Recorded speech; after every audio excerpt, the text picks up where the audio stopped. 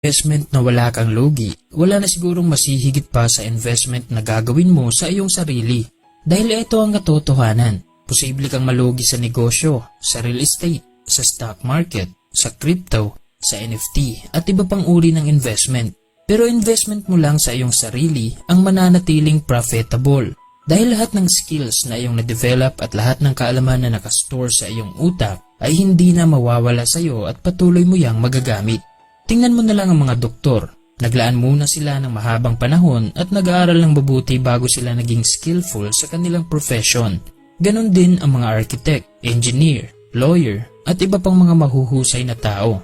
Kahit mga successful at mayayaman na entrepreneurs, hindi nila makukuha lahat ng achievements na meron sa kanila ngayon kung hindi sila nag-invest sa kanilang sarili. Kaya kung alam mo na ang quality ng iyong achievements ay nakabase sa investment mo sa iyong sarili, para sa iyo ang video na to dahil ibabahagi ko kung merong isang investment na number 1, magkaroon ka ng goal. Wala kang matatamaan kapag hindi mo alam ang iyong target. Hindi ka rin makakarating sa iyong paroroonan kung hindi mo alam ang daan papunta doon. At ganun din sa ating buhay. Mahirap gumawa ng improvement o pagbabago sa ating sarili kapag wala tayong ideya sa mga bagay na gusto nating maabot. Kung gusto mong mag-invest sa iyong sarili, mahalagang unahin mo ang pag-alam ng iyong goal. Anong pagbabago ang gusto mong mangyari sa iyo sa hinaharap? Magkano ang gusto mong kitain buwan-buwan? Anong sasakyan ang gusto mong imaneho 5 years from now? Kapag meron ka ng ideya sa mga bagay na gusto mong makamit, magkakaroon ka rin ng ideya kung anong desisyon ang kinakailangan mong gawin para matupad ang iyong goal.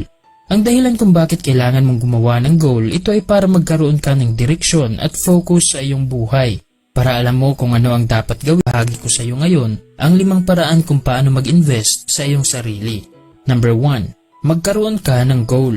Wala kang matatamaan kapag hindi mo alam ang iyong target. Hindi ka rin makakarating sa iyong paroroonan kung hindi mo alam ang daan papunta doon.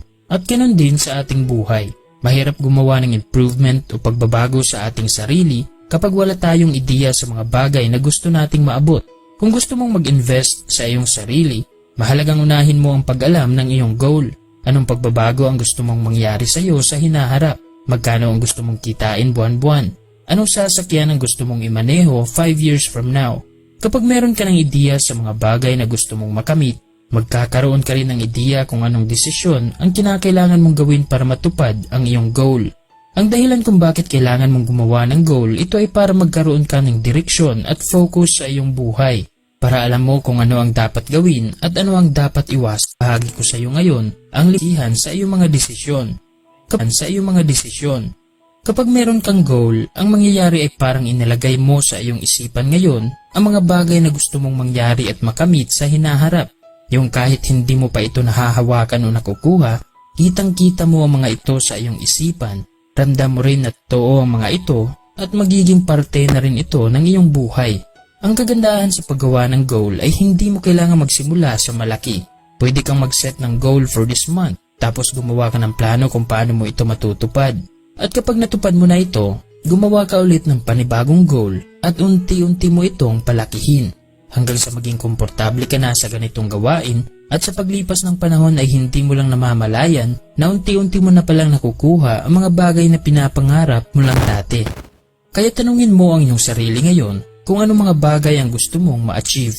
Pagkatapos mong mabigyan ito ng sagot, kumilos ka agad at magsimula sa pagtupad ng iyong pangarap pagbabago. Ang iyong willingness na matuto ay isang skill na kinakailangan mo para makasabay sa mabilis na pagbabago ng ating mundo.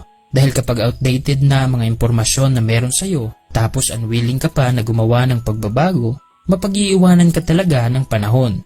Pero aside sa iyong willingness na matuto, dapat ay willing ka rin na gumawa ng pagbabago.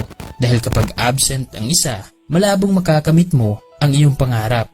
Kapag willing ka lang na matuto pero unwilling ka na gumawa ng pagbabago, useless ang mga bagay na iyong natutunan. Tandaan mo palagi na kahit anong number, maliit man o malaki, kapag minultiply mo sa 0, ang sagot ay palaging 0.